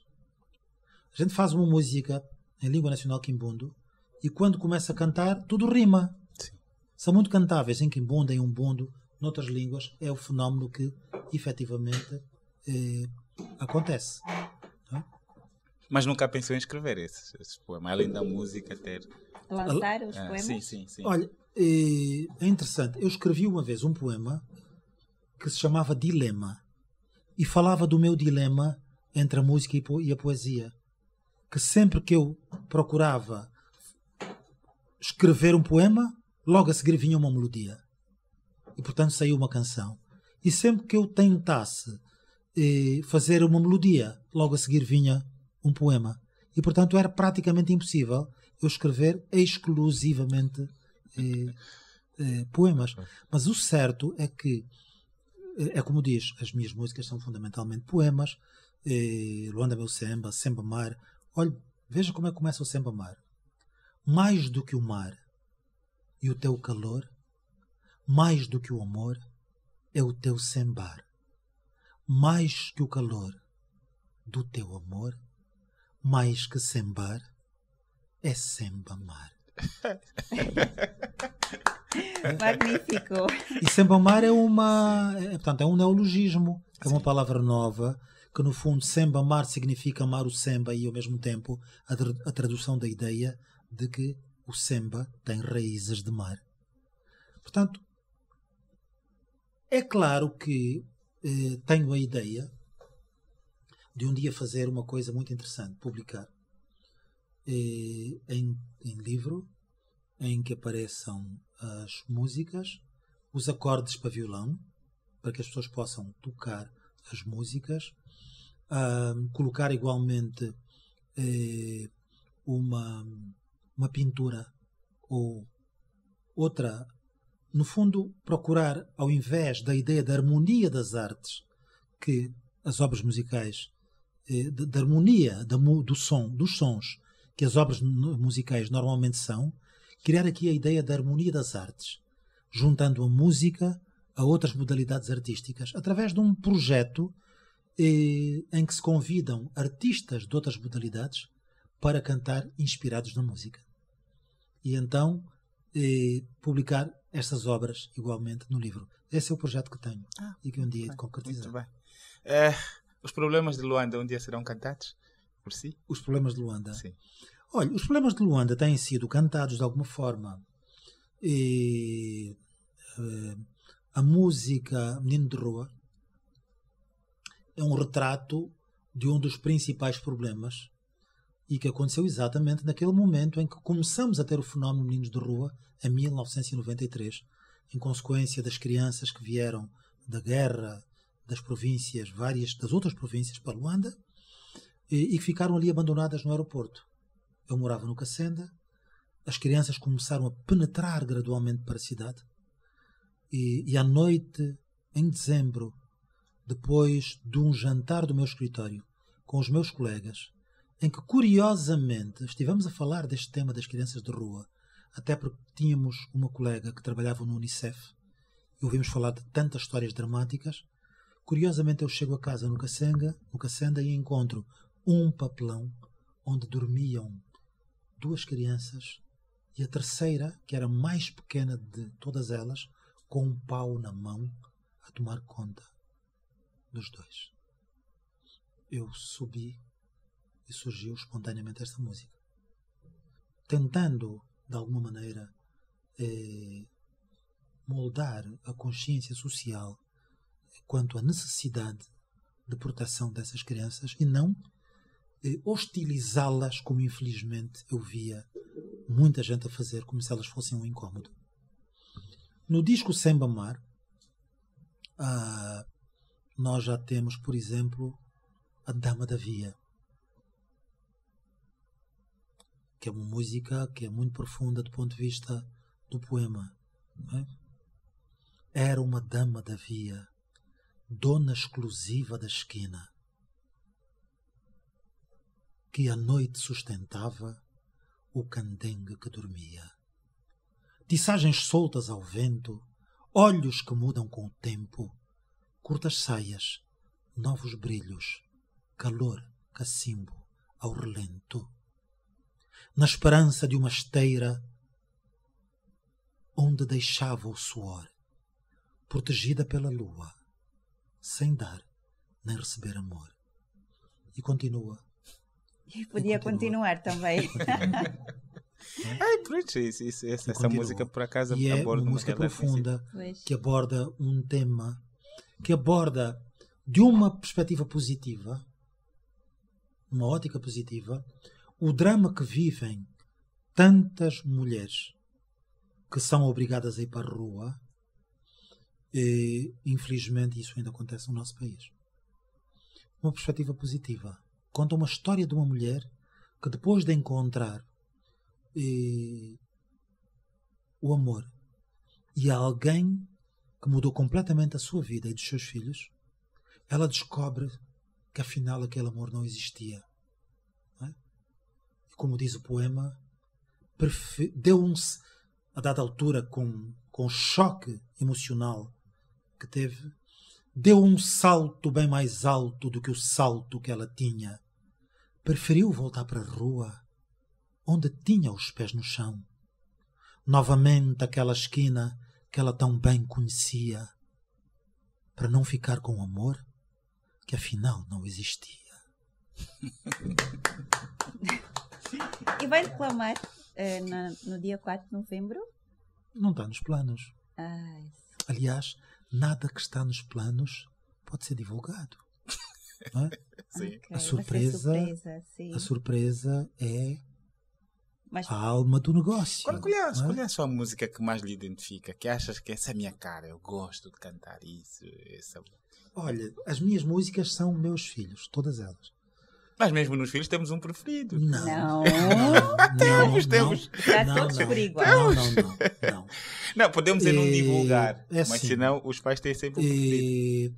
Há dias tive com os meus filhos essa discussão. O pai nunca vai admitir. Essa discussão. O pai nunca vai admitir. Essa conversa. E os mais novos diziam que acham que é a fulana. E ela ficou muito espantada com aquilo. Não, achamos que é a fulana. E a fulana dizia, eu até acho que é tal que estava a dizer isso. Não é? Pronto. Mas eu acho que todos os pais têm o mesmo carinho, o mesmo amor pelos filhos. Mas podem não gostar de determinados aspectos da personalidade dos filhos. Não é? Porque se há alguma coisa que os pais querem é que os filhos sejam melhores. Que sejam boas pessoas, que sejam melhores. Não é? E principalmente quando são bons pais. Não é? Quando são exemplares. E, portanto, há um tratamento igualitário e há um amor profundo por todos os filhos. E é o mesmo que acontece com a música. Gosto de todas elas. E não creio que exista uma... Não estou em condições de dizer aquela não presta, aquela não é boa. E existem gostos para todas elas. Conheço muita gente completamente dividida e cada uma a amar profundamente uma delas. E outras gostarem de outras. E qual aconselhas para ouvir quando a pessoa talvez precisa de alguma motivação? Quando precisa de uma motivação, sim. Obviamente, um momento de tristeza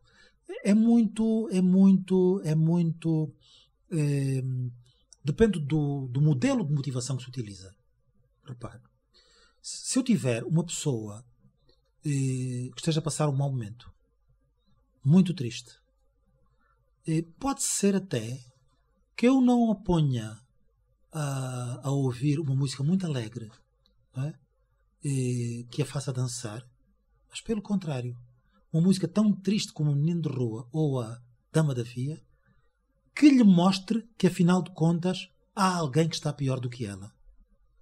E esta talvez seja uma melhor forma de motivação ainda para essa pessoa. Ela vai constatar, espera lá, afinal não estou tão mal assim como parecia.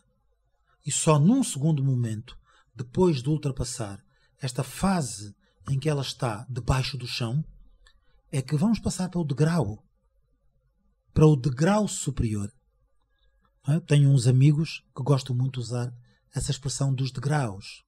Então vamos elevá-la para um degrau superior, com uma música mais motivadora, mais alegre, que a leve a sorrir, que provoque o sorriso, que a faça dançar. Qual é? Das suas músicas? Qual é essa? Sim. São muitas. Que indica? São muitas. São muitas. Nhami, por exemplo, a primeira música do Sembamar que venceu, portanto, o programa Gentes e Música da Rádio Benguela há alguns anos aqui atrás, o próprio Sembamar, a Crioula de Angola, por exemplo, enfim, um samba futurista que ali está também no Semba Marro, Menina do Mar, Luanda Meu Semba, Natureza, enfim. São várias São opções. muitas opções, portanto, de músicas. Mas eu queria mesmo fazê-lo falar dos seus filhos. Exatamente. Olha, Agora, falou nesses preferidos. Quem sabe? yeah. Agora, para mim, são todos filhos que eu gosto de ouvir. Não é? Que eu gosto de ouvir. E sempre com um sentido muito crítico. Eu sofro quando ouço. Atenção. Falando em sofrer, eu gostava de saber se já chorou ao terminar de escrever um poema. Ao terminar de escrever Sim, um aqueles poema. poemas muito intensos, por exemplo, o poema da Mulher da Esquina, Mulher de Rua. Eu creio que caíram muitas lágrimas por dentro.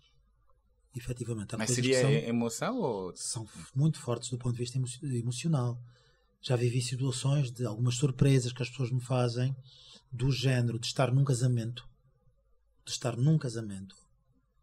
e repentinamente, na hora da música dos noivos, para a dança dos noivos, começa a tocar a minha música, estamos todos assim, formamos uma roda, portanto, à volta dos noivos, começa a tocar a minha música com o que não contava e alguém dirige-se a mim e entrega-me o microfone. E eu espontaneamente tenho que cantar naquele momento. Não é? Portanto, é extremamente emocionante. Fizeram uma surpresa dessas no casamento de uma filha, uma surpresa igual no casamento de uma sobrinha, enfim, já de duas sobrinhas, portanto, sem contar. Não é? Isso é extremamente emocionante. E cantar com emoção não é para todos, não é? Ainda mais para a família. É para as pessoas mais batidas, não é? Não para mim. Mas porquê? Porque é sempre uma pessoa certeira, se acha? Sempre... Eu procuro ser muito assertivo, mas sou naturalmente uma pessoa que tem emoções. Não é? Que tem emoções. Eu sou temperamental, digamos de alguma forma. Eu sou muito facilmente emocionável com as interações com os outros. Quando digo temperamental não é o termo exato que eu quis, portanto, utilizar, mas sou uma pessoa que se emociona naturalmente com muita facilidade, não é? Quando alguma coisa acontece e que nos toca, alguma coisa que não tem nada a ver comigo, mas que acontece, não é?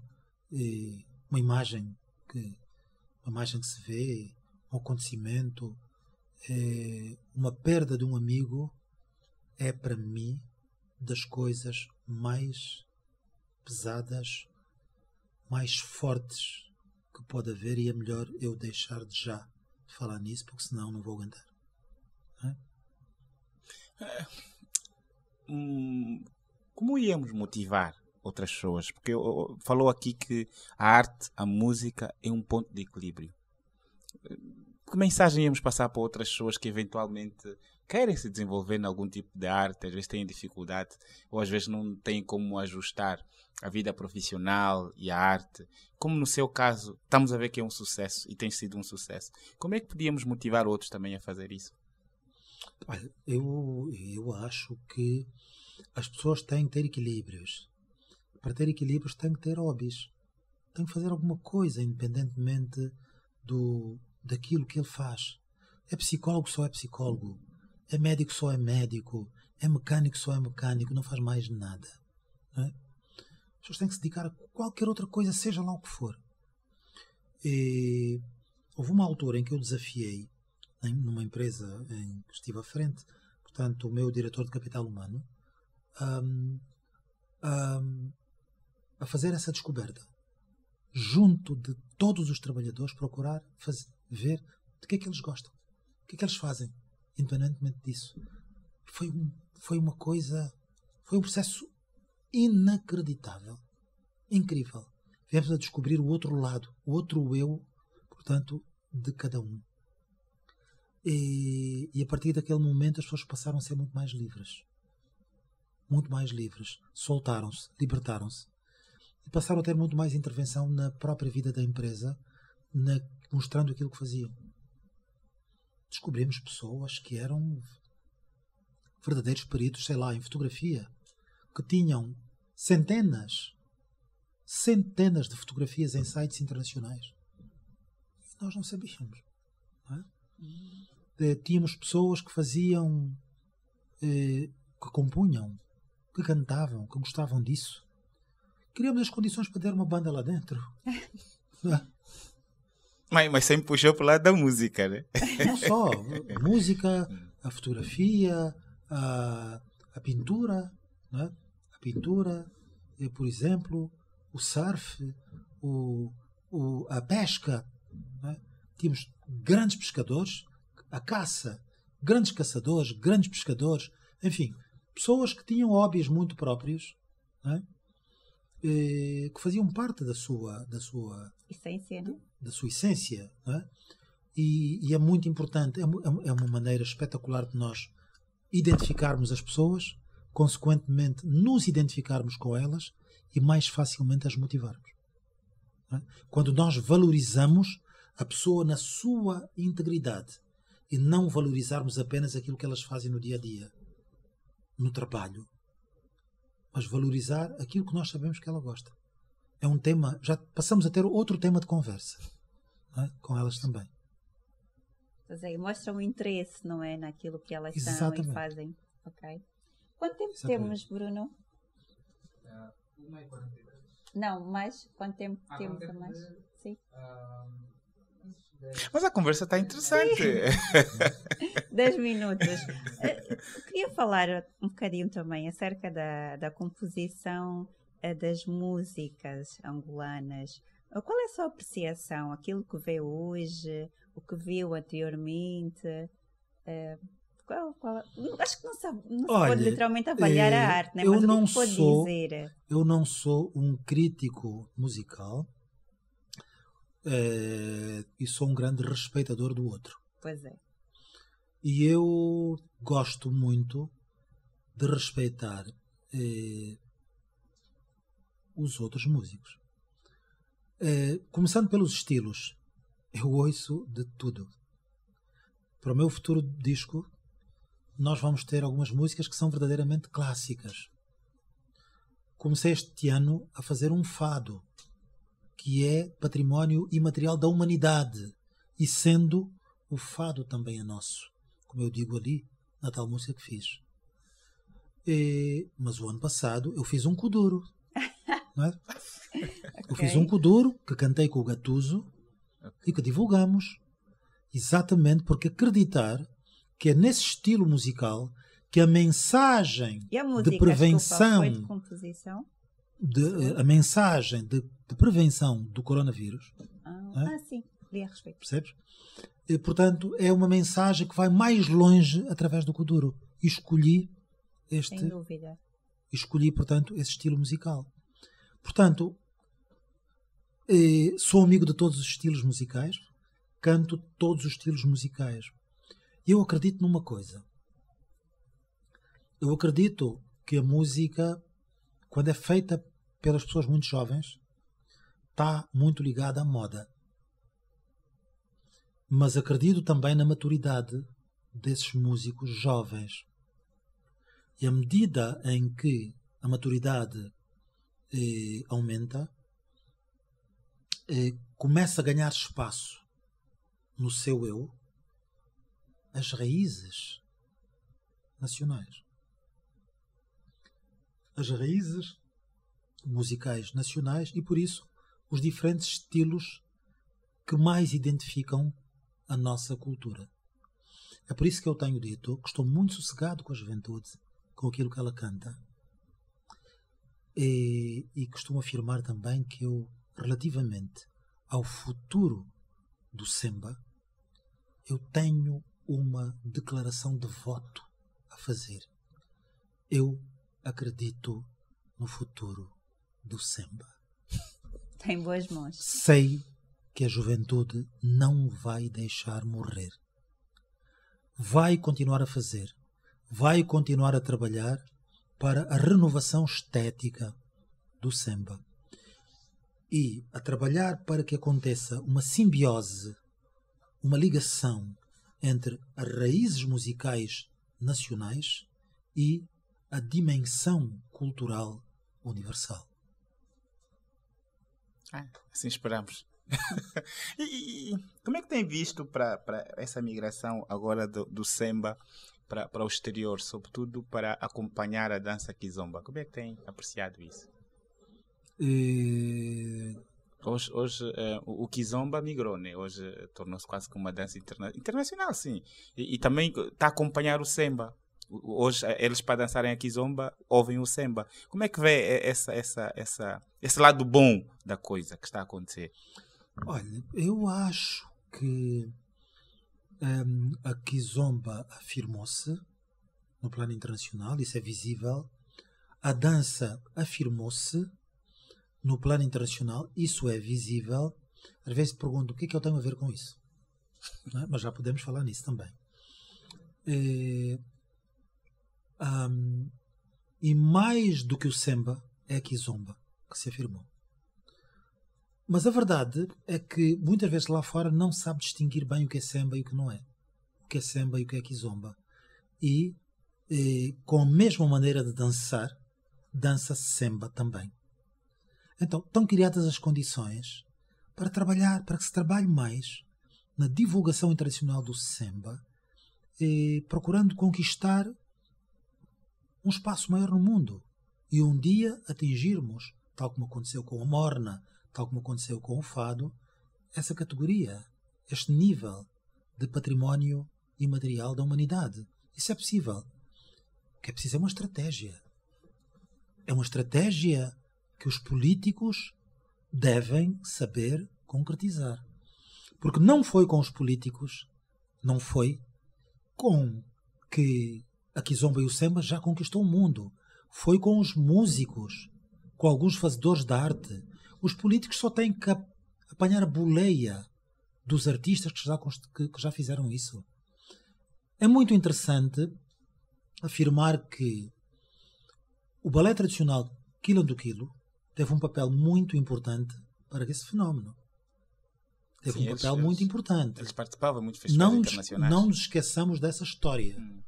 Houve uma altura em que o balé tradicional Quilom do Quilo foi para fora, para festivais, e só metade é que voltou. A outra parte ficou lá. Sim. E o líder da parte que lá ficou começou a dar aulas de Kizomba, e foi esse o ponto de partida para esse progresso, para essa projeção que se verificou. E outros depois começaram a fazer outras coisas. É pelo menos... Enfim, posso estar equivocado em alguma coisa, mas é a convicção que eu tenho. E de onde é que parte o balé tradicional Quilom do Quilo? Parte do Maneco Vieira Dias, líder, e dos seus irmãos, o Petchu, nomeadamente, que foi o que ficou lá fora, e o Maneco Vieira Dias, de onde é que parte? Parte dos Mini Craques. A nossa banda musical. É por isso que eu tenho dito que os Mini Craques produziram resultados. Produziram o músico e compositor que eu hoje sou, e produziram também muito do que é hoje a banda, ou melhor, o balé tradicional Quilom do Quilo. Obviamente que não foram apenas os Mini Craques, mas foram fundamentalmente os Dicanzas do Prenda, não é? Que ensaiava no quintal, onde o Maneco Vieira Dias, com menos de 7 anos, vivia, e portanto cresceu a aprender, portanto, o que era música. Não é possível que essa vivência não tenha contribuído para aquilo que é hoje e para aquilo que ele construiu no domínio da dança. Muito bem, muito bem. E a história? E penso que isso de alguma forma tem que ficar documentado, e esses vídeos, essas entrevistas que dá, provavelmente é um documento imaterial também que fica. Convidem o Maneco Vieira Dias para contar a história. Está convidado. É lançado o desafio. Muito bem, nós estamos já na reta final da nossa entrevista, e está a ser muito boa, por acaso. Tem por acaso mais alguma mensagem para deixar da atividade que tem, do que é que está a fazer, de projetos? O que vai acontecer agora é o surgimento do 4º disco, que se vai chamar Um Dengue Weto. São 12 músicas com, acredito eu, que mais de 60 músicos, instrumentistas de vários países, dirigido como sempre, até aqui, pelo grande produtor, como sempre, salvo o primeiro disco, mas em que ele também teve participação, o grande produtor Jorge Cervantes, produzido ao longo de pouco mais de 2 anos de trabalho, 2 anos e meio sensivelmente. E o que vai acontecer agora é o lançamento do videoclipe da música Um Dengue Oito com Yuri da Cunha, e igualmente metade das 12 músicas. Portanto, vamos disponibilizar para já 6 das músicas do CD Um Dengue Oito, até que surja então o disco completo com as 12, muito provavelmente no mês de janeiro. Este é o projeto. Dia 4 teremos então o vídeo completo de um teaser que já tem estado a rolar pelas redes sociais, falando um pouco de algo que é muito importante, que é uma história, como referi, em que se conta coisas ligadas à música e coisas ligadas ao bairro Prenda, mas igualmente algo que todos nós tivemos: infância. Muito bem. Olha, e todos se vão rever de alguma forma, porque todos tiveram uma infância. Elogiá-lo pelo videoclipe. Nós tivemos aqui a oportunidade de ver o teaser, está muito bem feito, com os sets bem definidos. E depois lembrar aquela infância, né? Que, como disse, muito de nós provavelmente vamos nos lembrar, e também vamos ter algum momento de nostalgia a pensar e a brincar e a vivenciar aquele nosso passado. Muito bem. E também fazemos aqui a nossa garantia, Elia, de aqui no nosso podcast podemos fazer alguma divulgação e portanto, é um artista que não carece de muitas apresentações, as suas músicas falam por si. A apresentação é mesmo, acho que me aparece pouco, as pessoas não associam a música à pessoa. Isso é verdade. Isso é verdade. Então... Lembro-me de que quando surgiu a música Menino de Rua, portanto no ano de 1994, havia um videoclipe que passava 6 vezes ao fim de semana, sábado e o domingo também na TPA. E todo mundo se interrogava, porque eu fiquei escondido. E ao longo dos anos diziam uns que era um artista moçambicano e outros que era o Valdemar Bastos, não é? Portanto, pronto, e as pessoas mas hoje já conhecem. Muito bem. Fiz um teste interessante quando foi do lançamento do Samba Mar. Fiz um teste em programas ligados ao público, com contato direto com o público, e se ganhavam prémios para quem adivinhasse, e toda a gente adivinhava. Okay. Portanto, pela voz toda a gente reconhecia. Eu dizia antes às pessoas: as pessoas não conhecem, completamente enganados, vindos de todos os bairros, dos mais diversos bairros periféricos da cidade de Luanda e até de algumas províncias, as pessoas conheciam. Esse reconhecimento faz bem ao artista? Faz bem. É um incentivo para continuar a compor e é um grande aumento da responsabilidade para que se continue a fazer com bons conteúdos que nos digam alguma coisa, e portanto, e também com qualidade, com qualidade do ponto de vista das harmonias, dos arranjos musicais, de forma que possamos contribuir para a evolução da nossa música. E os reconhecimentos foram muitos, não é? Constar da galeria do Semba,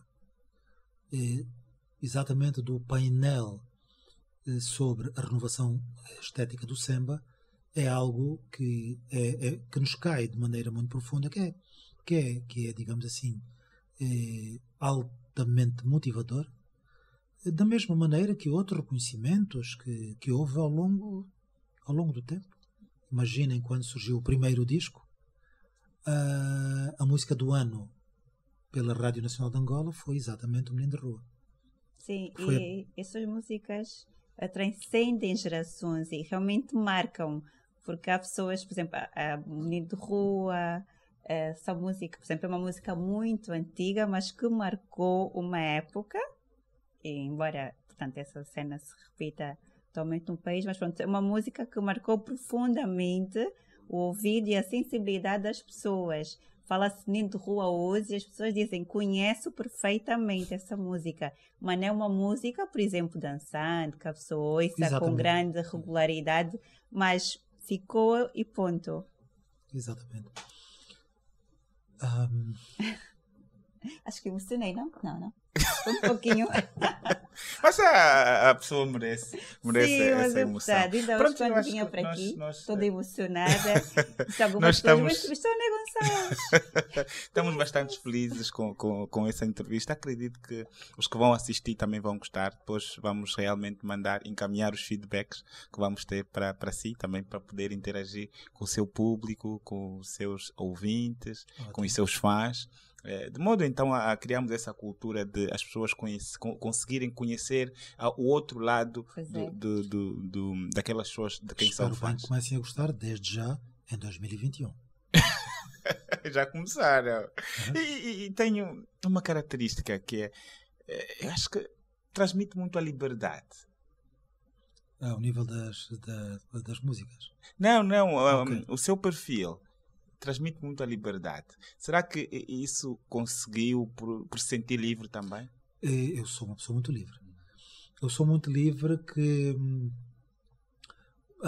no domínio da música a minha liberdade começou por não ter amarras relativamente ao mercado. Quando não se é livre na música, nós somos obrigados a fazer o que está na moda. Muito bem. Acho que ficamos aquilo que o mercado exige de nós. Acho que ficamos com essa deixa para voltar a convidar. se permitir, se quiser. Foram várias deixas, essa é só mais uma. Eu acho que essa sim, falamos um bocadinho da Exatamente. liberdade. E quando somos livres, não estamos condicionados pelo mercado, fazemos aquilo que nos apetece. Muito bem. É preciso ter coragem na vida. A coragem para fazer, lançar, pôr cá para fora e ficarmos completamente dependentes do julgamento dos outros, do julgamento do público. Portanto, é preciso ter essa liberdade, essa autonomia, essa independência para o fazer. Eu tenho isso. E é por isso que tenho feito estilos tão diversificados. E é muito curioso que eu fiz uma música italiana dos anos 60. Não é uma música angolana cantada portanto, em italiano. E era uma das músicas que mais tocava numa das rádios do CD Sembamar. É uma das que mais tocava. Pedida pelas pessoas. Para quem quiser revisitar os seus álbuns, como é que pode fazer? Estão disponibilizados em plataformas digitais? Todas as minhas obras neste momento estão disponibilizadas em mais de 150 plataformas digitais. Ok. Por vezes, eu também não sabia que havia tantas assim. É claro que existem as mais importantes, mas comecei com um mecanismo que automaticamente coloca em 150 plataformas. É mais 150 plataformas, mas estão nas mais importantes, não é? As mais conhecidas. E no seu site também tem, não é? No meu site. No canal do YouTube? No meu site não, também, tem site. Também há. Também está. Muito bem, eu acho. Elia. Sim, eu acredito que depois disso muita gente vai querer revisitar as suas músicas e relembrar velhas e boas memórias da infância, principalmente aqueles que viveram ou tiveram a infância passada no bairro. Só foi pena que vocês me obrigaram a falar de outras coisas, mas quando eu só gostaria de falar de música. São coisas sobre a vida nacional, sobre exatamente. A vida do país. Que são e trouxe o entendimento para nós e vai trazer também para aquelas pessoas que nos vão assistir, porque há muitas perguntas no ar sobre factos que acontecem. É importante termos alguém que nos venha esclarecer porque que essas coisas acontecem e como mudar. Foi extraordinário. E fiz essas referências também porque acho que são coisas para a vida, não são coisas apenas para as instituições e as empresas, não é? E não só de uma natureza. São importantes até para as equipas, todo tipo de equipa. Uma banda musical é uma equipa, sim, não é? E para os músicos também. Ok. Não queres fechar hoje? Queremos fechar. Estou a ver. Não queremos fechar um bocado hoje. Eu fico muito contente com isso. E vocês estão a obrigar a fechar o Mukanda, não é? Acho que é eu acabo por enviar, para finalizar, sim, uma Mukanda que vem do coração, para toda Angola, para todo o mundo, que fala de música, que fala de poesia, que fala de melodia e que nos alegra a todos em última instância, que nos motiva a seguir em frente, a vencer as dificuldades que temos e continuar a fazer música. Muito bem. E a gostar de música. Muito bem.